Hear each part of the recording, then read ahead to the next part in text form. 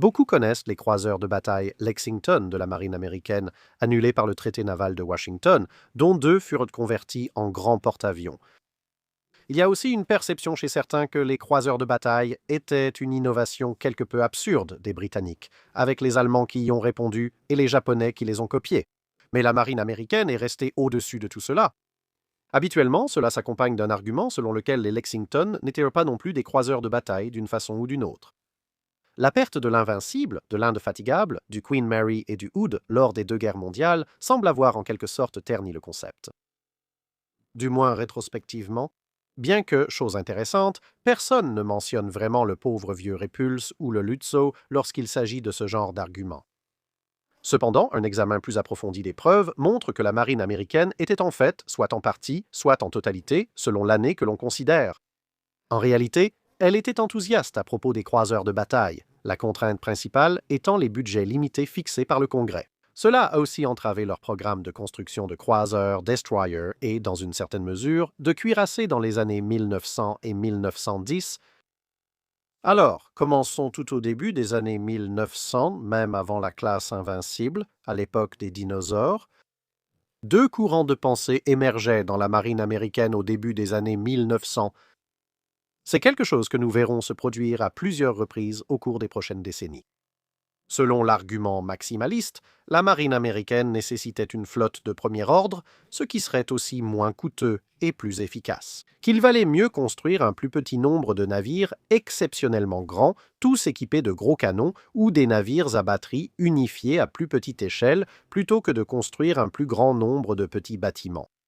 Un navire de 20 000 tonnes avec 12 canons de 12 pouces a été comparé au dernier cuirassé pré-dreadnought américain, les Connecticut. Et il a été estimé que 10 de ces super navires, chacun capable d'atteindre 22 nœuds, coûteraient environ 20% moins cher, tout en offrant une formation globale nettement plus puissante que 20 Connecticut. À côté de cela, il y avait une reconnaissance du fait que des unités de reconnaissance plus rapides étaient utiles. Mais puisque les États-Unis n'avaient pas une grande flotte marchande à protéger, comme c'était le cas pour l'Empire britannique, alors, au lieu de construire quelques petits croiseurs protégés relativement insignifiants, la marine américaine devrait investir cet argent ailleurs, idéalement dans davantage de grands cuirassés rapides, ou alors dans une version modifiée des grands croiseurs cuirassés qui étaient alors en cours de conception et de construction. Il a été suggéré que, puisque les grands cuirassés égaleraient la vitesse de nombreux croiseurs cuirassés comme les Pennsylvania et Tennessee, considérés alors comme les plus récents et les plus performants de la marine américaine. Ces derniers devraient être modifiés en supprimant tous leurs canons, à l'exception de la batterie principale et de quelques armes de base contre les torpilleurs. La batterie principale serait renforcée, soit avec des tourelles triples au lieu de doubles, soit en ajoutant une ou deux tourelles doubles, les canons restant des 10 pouces, comme sur les derniers croiseurs cuirassés américains. Toute l'armure, sauf celle des tourelles, du pont et de la ceinture blindée à la ligne de flottaison, serait retirée pour renforcer la protection de la ceinture blindée à la ligne de flottaison. Les économies de poids de ces deux efforts, ainsi que l'augmentation de taille, sont consacrées à plus de machines pour plus de vitesse. Maintenant, cela est assez reconnaissable comme un croiseur de bataille dans son principe, même si le nom lui-même n'était pas encore populaire. L'autre approche, un peu plus minimaliste, a indépendamment proposé une idée similaire à celle des croiseurs cuirassés japonais de classe Tsukuba et Ibuki, à savoir un navire relativement rapide avec une paire de tourelles jumelles de 12 pouces qui remplacerait explicitement les croiseurs cuirassés dans la marine américaine et constituerait une force supplémentaire pour la ligne de bataille. Contrairement aux navires japonais, qui étaient en fait de grands croiseurs cuirassés plus armés, la marine américaine a été qualifiée de cuirassé rapide, sacrifiant une partie de son armement face à la demande croissante de navires équipés de gros canons, privilégiant la vitesse avec une protection proche de celle d'un cuirassé plutôt que d'un croiseur cuirassé. Imaginez soit un Connecticut allongé, soit un South Carolina légèrement moins lourdement armé, par exemple. C'est cette dernière idée qui allait gagner du terrain lorsque le projet de flotte monstrueuse s'est heurté à de réels problèmes de volonté politique et donc de budget, et de 1904 à 1906 diverses options pour le concept de petits cuirassés rapides ont été esquissées. Certains ressemblèrent davantage aux croiseurs cuirassés agrandis de la marine japonaise, d'autres suivaient le concept plus original du cuirassé allongé. Ainsi, l'armement variait également, certains proposant une paire de tourelles doubles de 12 pouces, tandis qu'à l'époque, le capitaine de corvette William Sims suggérait un navire de 23 nœuds doté de pas moins de 9 canons de 10 pouces répartis en 3 tourelles triples. Mais à mesure que les vraies caractéristiques de la classe Invincible devenaient claires pour ceux qui n'appartenaient pas à la Royal Navy, les avis divergeaient à nouveau, mais cette fois dans des directions très différentes. Certains officiers de la marine américaine estimaient qu'un navire de type Invincible serait le croiseur corsaire idéal, inversant ainsi la justification de Fisher pour les croiseurs de bataille. La plupart des marines utilisaient davantage de croiseurs protégés et cuirassés, plus petits et lents, sur leurs stations d'outre-mer. Même certains anciens cuirassés, parfois utilisés comme navires amiraux de station, seraient incapables de contrer un tel navire ravageant les flottes marchandes voisines. Cependant, le Conseil général de la marine américaine et certains autres groupes et officiers de haut rang semblent à ce stade avoir complètement échoué à comprendre ce qu'était réellement un croiseur de bataille. Il y a eu autant de discussions internes à la suite de la promotion du type Invincible, mais le Conseil examinait l'utilité du navire directement dans la ligne de bataille. À ce moment-là, leur faible protection et puissance de feu ont été unanimement et justement condamnées. Leur vitesse supérieure étant peu utile lorsqu'ils étaient liés à une flotte de bataille plus lente, ils semblaient simplement voir un cuirassé grand, coûteux et vulnérable. On a souvent affirmé que les Invincibles n'étaient qu'un type de cuirassé rapide, et ils ont donc été jugés ainsi. En raison de leurs inconvénients évidents dans la ligne de bataille et de leur coût élevé en période de budget serré, le concept a été rejeté pour la construction. Même le bref intermède de proposition pour un grand navire rapide armé principalement de torpilles, le soi-disant cuirassé torpilleur, n'a pas vraiment changé les choses. Bien qu'il ait été conclu que le type Invincible était une meilleure idée que le cuirassé torpilleur et que les deux types reposaient sur une vitesse supérieure à la moyenne, l'Invincible pouvait néanmoins délivrer une attaque à la torpille presque aussi puissante. De plus, il avait de gros canons, donc il était généralement plus utile. Il a aussi été suggéré qu'un navire avec une batterie principale plus réduite et un peu plus de protection serait plus utile, mais cela en ferait un croiseur cuirassé, que la marine américaine ne construisait plus. La défense des croiseurs de bataille est donc restée marginale chez les officiers de la marine américaine jusqu'en 1909, quand des renseignements plus clairs sur l'utilisation que la Royal Navy prévoyait réellement pour ces croiseurs de bataille ont été obtenus. Les Allemands lançaient leur propre construction, la marine japonaise cherchait un modèle adapté, et la Royal Navy également. La Royal Navy continuant à développer l'idée du croiseur de bataille avec de nouveaux modèles, le Naval War College a finalement décidé cela. En fait, le croiseur de bataille était un type de croiseur, principalement destiné à la reconnaissance, à l'escorte et à la poursuite de l'ennemi, plutôt qu'un type de cuirassé. Cette déclaration, aujourd'hui évidente, a de nouveau entrouvert la porte, surtout avec l'annonce peu après de la mise sur cale du HMS Lyon. Plus rapide et mieux armé que le croiseur de bataille à canon de 12 pouces, le secrétaire à la marine des États-Unis a rapidement sollicité des projets de croiseurs de bataille auprès de la marine américaine. Cela s'est traduit par une demi-douzaine de concepts conçus pour accompagner les cuirassés de la classe Wyoming. Il variait entre 24 000 et 26 000 tonnes de déplacement, avec 6, 8 ou 10 canons de 12 pouces en tourelle double, tous avec une vitesse de 25,5 nœuds, et un blindage qui variait de 8 pouces jusqu'aux 11 pouces du Wyoming elle-même. Généralement, le nombre de canons augmentait à mesure que l'épaisseur du blindage diminuait. Fait intéressant, contrairement à presque tous les autres croiseurs de bataille de l'histoire, la ceinture blindée couvrait en réalité une plus grande surface que celui des cuirassés contemporains. Cela venait d'une particularité étrange dans la conception des croiseurs de bataille américains à cette époque. Les croiseurs de bataille britanniques et, dans une moindre mesure, allemands, optimisaient intensivement la forme de la coque immergée pour accroître la vitesse. En plus d'adopter un rapport longueur-largeur plus fin, beaucoup plus proche de celui de leurs croiseurs, la plupart des plans de la marine américaine avaient tendance à adopter une approche plus brutale, consistant simplement à prendre la coque d'un cuirassé existant et à allonger le navire, avec très peu d'autres améliorations. Sans des perfectionnements aussi poussés de la forme de la coque immergée, les coques devaient être anormalement longues, même pour des croiseurs de bataille, afin d'obtenir une vitesse correcte. Les Wyoming eux-mêmes mesuraient environ 560 pieds de long. Les Invincibles étaient nettement plus rapides et mesuraient 570 pieds de long. Alors que la nouvelle classe Lion, tout juste mise sur cale, mesurait 700 pieds de long et que les projets américains allaient de 650 à 690 pieds, cela pourrait sembler comparable à la classe Lion.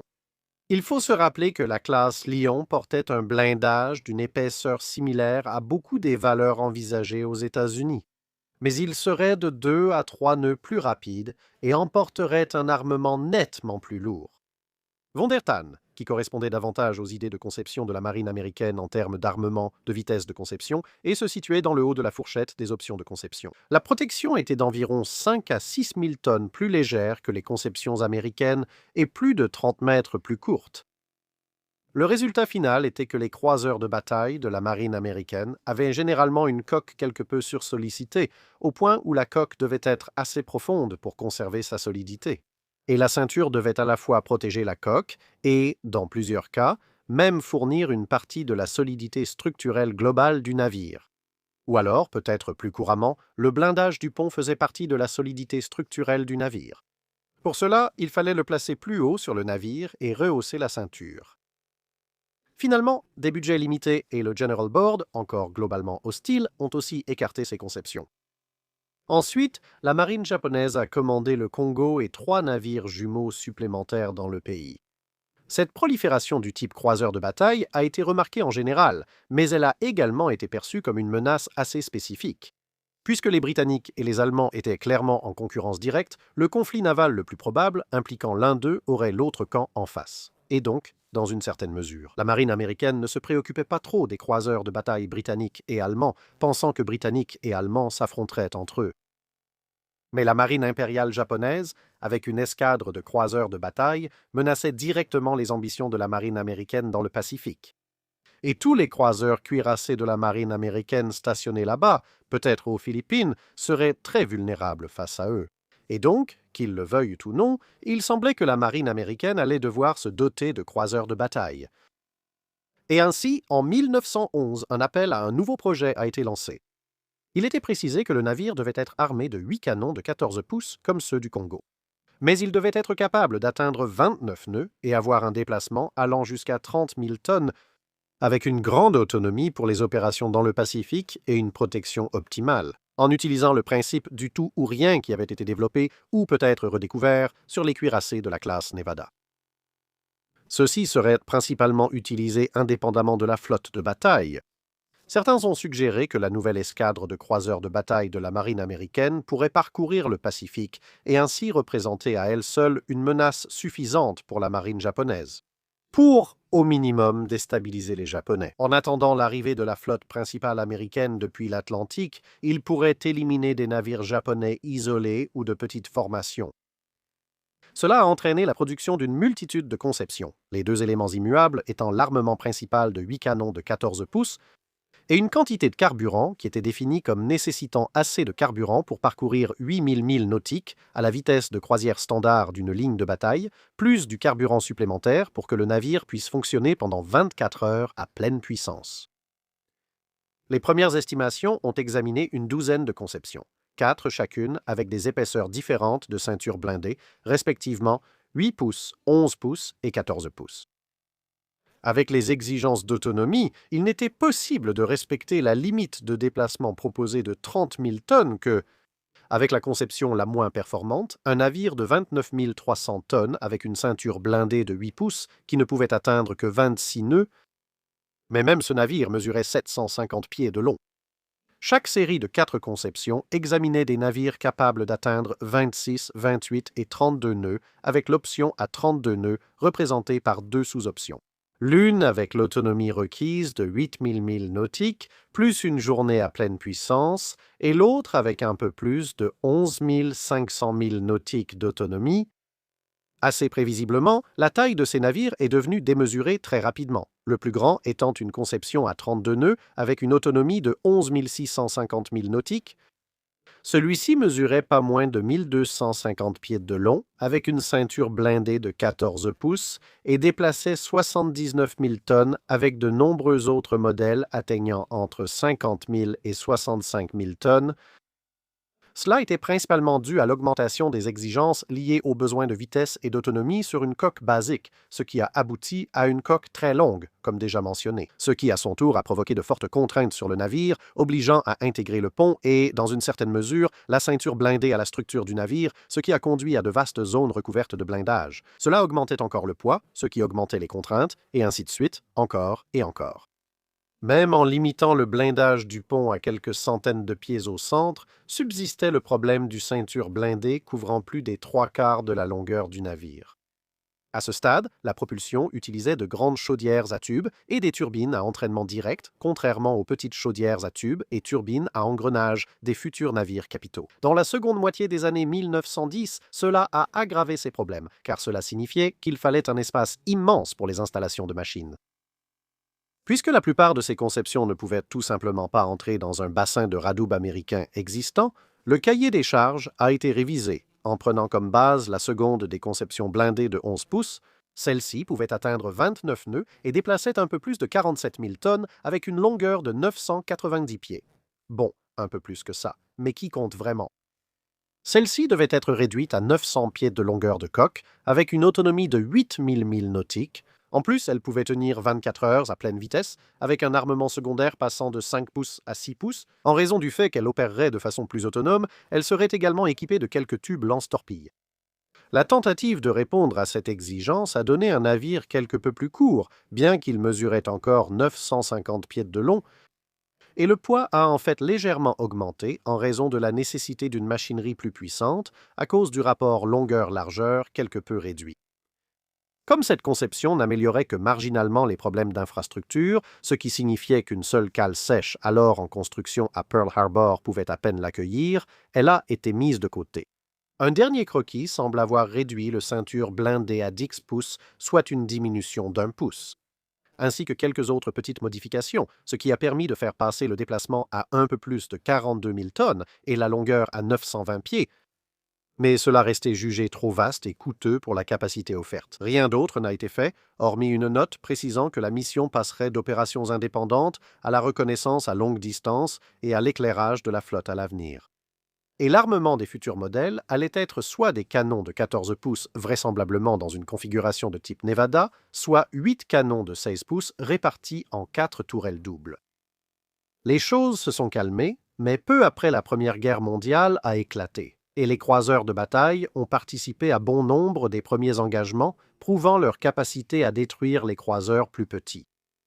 L'affirmation de la marine américaine selon laquelle seuls les croiseurs pouvaient assurer l'écran de la flotte est devenue intenable, rendant évident le besoin de croiseurs de bataille. Une fois de plus, la réflexion s'est divisée en deux courants. En 1915, cela a abouti à ce que l'on pourrait appeler les conceptions haut de gamme et bas de gamme. À l'extrémité supérieure, une nouvelle tentative de véritable croiseur de bataille fut lancée, équipée de 8 canons de 16 pouces. En diminuant fortement le franc-bord sur tout le navire, il devenait inutile d'intégrer le blindage à la structure de base. Ainsi, une ceinture blindée de 13 pouces, peu haute, entre les tourelles fut essayée, avec un pont très fortement blindé au niveau des tourelles et s'étendant légèrement au-delà. Ce dernier avait des pentes de 8 pouces et une ceinture étroite sous-marine de 10 pouces, tandis que la ceinture de 13 pouces, comme nous l'avons dit, restait entre les tourelles superposées, principalement au-dessus des machines. Toujours capable d'atteindre 29 nœuds, ce nouveau modèle atteignait 56 500 tonnes et mesurait plus de 1060 pieds de long. Il était plus léger de quelques milliers de tonnes et considérablement mieux armé que son prédécesseur le plus proche de la série de conception de 1912, mais il restait encore beaucoup trop grand et coûteux. Une idée consistait à abandonner complètement le blindage de ceinture conventionnel au profit d'un simple pont blindé lourd courant sur toute la longueur du navire, ce qui revenait essentiellement à créer un gigantesque croiseur protégé. Cela économisait environ 18 mètres et 4000 tonnes, tout en augmentant la vitesse d'un nœud. Mais il était encore beaucoup trop grand et présentait le problème supplémentaire que tout impact sur ou au-dessus de la ligne de flottaison risquait désormais de provoquer une inondation et, au minimum, des dégâts internes. Le navire n'avait pas assez de flottabilité de réserve pour rester à flot, même avec sa seule citadelle sous-marine intacte. Du côté des versions plus modestes, il y avait l'idée d'un éclaireur de bataille. Cela avait bien commencé dans la catégorie des croiseurs avec une proposition pour une vitesse de pointe de 35 nœuds. À l'autre bout de la série, certains modèles dépassaient à peine 10 000 tonnes avec des canons de 152 mm et une protection blindée très mince ou absente. Mais au fur et à mesure que la trentaine de projets avançait, le déplacement augmentait. Et il en allait de même pour l'armement, avec 4 canons de 305 mm, 356 mm, voire même 406 mm envisagés à mesure que le déplacement approchait les 20 000 tonnes le tout, avec peu ou pas de blindage.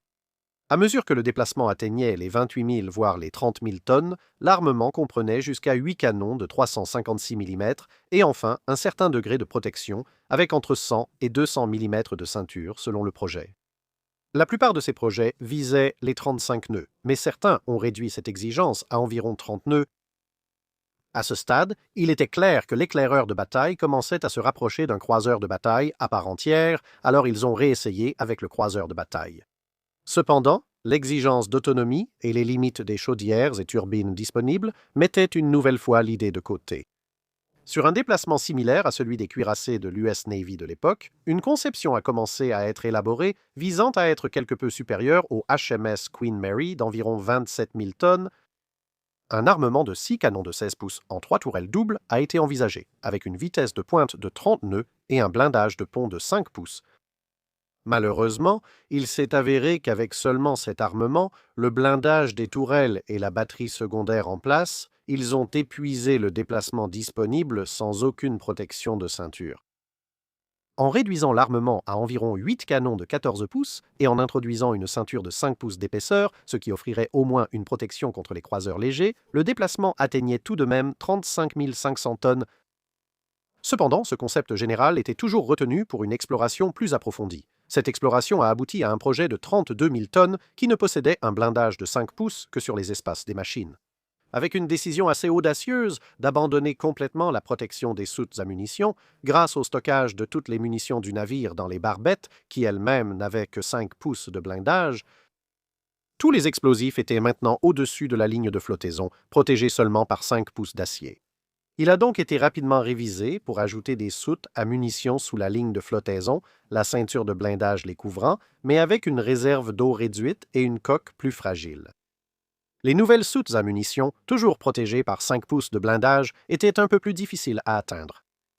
4 000 tonnes pouvaient être économisées en passant des canons de 14 pouces à des canons de 10 pouces ou, alternativement, si vous restiez à 32 000 tonnes, 2 tourelles jumelées de 14 pouces à l'avant et une triple à l'arrière permettaient à la ceinture de 5 pouces d'atteindre la proue, tandis qu'avec 2 tourelles quadruples, une ceinture type gangut couvrait toute la longueur, de la proue à la poupe. Mais là encore, elle n'avait que 5 pouces d'épaisseur.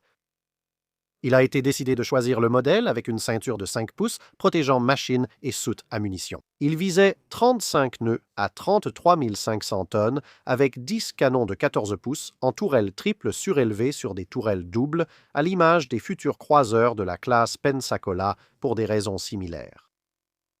Ce modèle fut proposé quand le Congrès accepta finalement, en 1916, d'ouvrir un peu les cordons de la bourse pour étendre massivement la marine américaine. Mais la bataille du Jutland vint immédiatement interrompre les discussions, car certains se posèrent la question tout à fait raisonnable de savoir si une ceinture principale de 5 pouces allait vraiment empêcher les nouveaux croiseurs de bataille de la marine américaine d'exploser aussi vite, voire plus vite, que les 3 croiseurs de bataille britanniques qui venaient de le faire.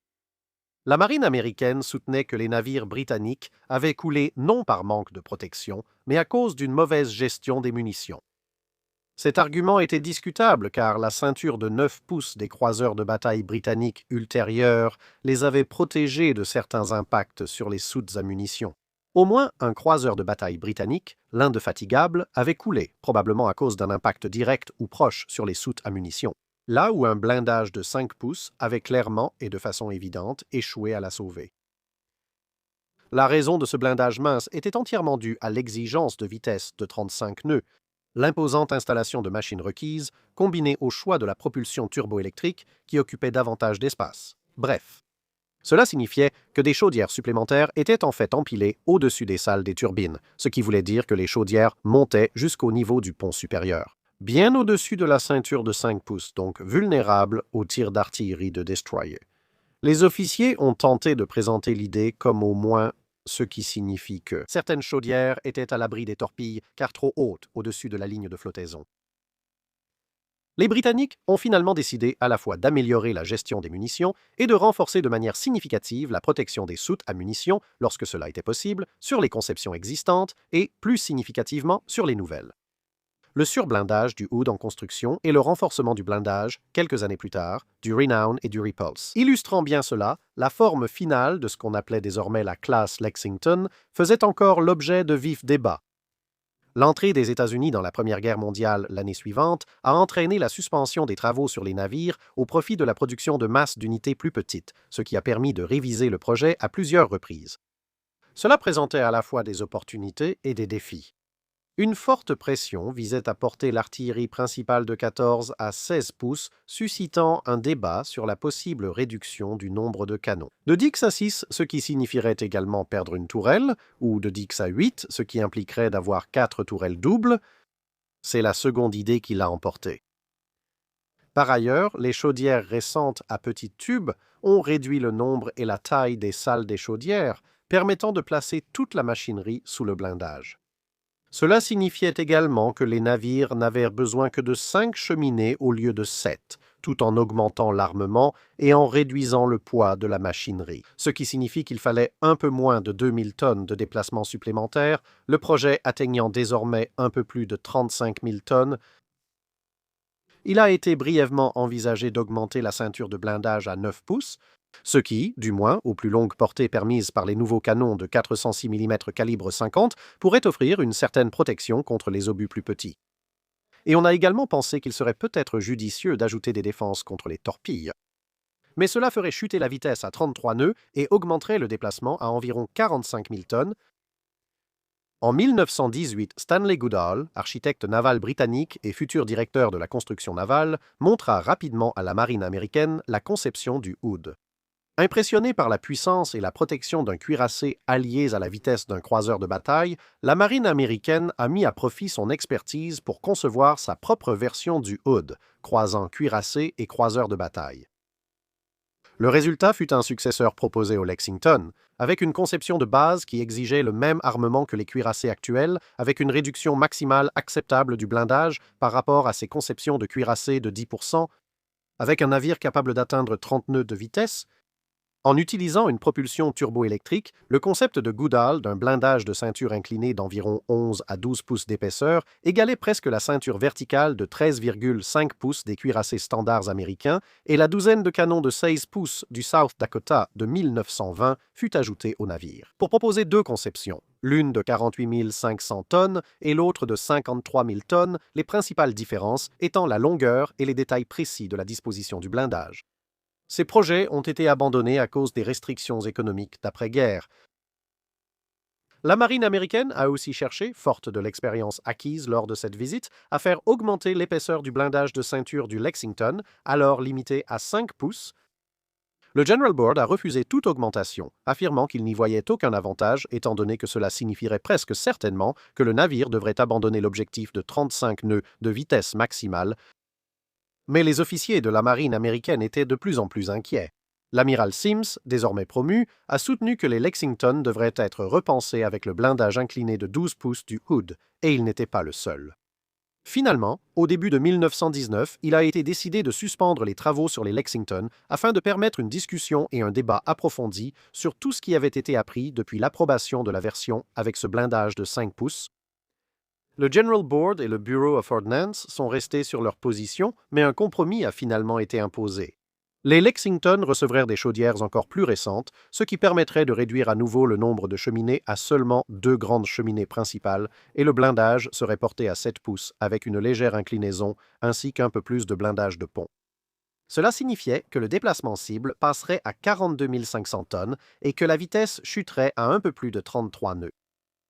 Cela marquerait la fin du développement des croiseurs de bataille américains, les Lexington étant annulés à la suite du traité naval de Washington, Lexington et Saratoga convertis en porte-avions, tirant ainsi le rideau sur un ensemble assez intéressant de développement potentiel qui comportait de bonnes idées et, honnêtement, aussi certaines franchement mauvaises.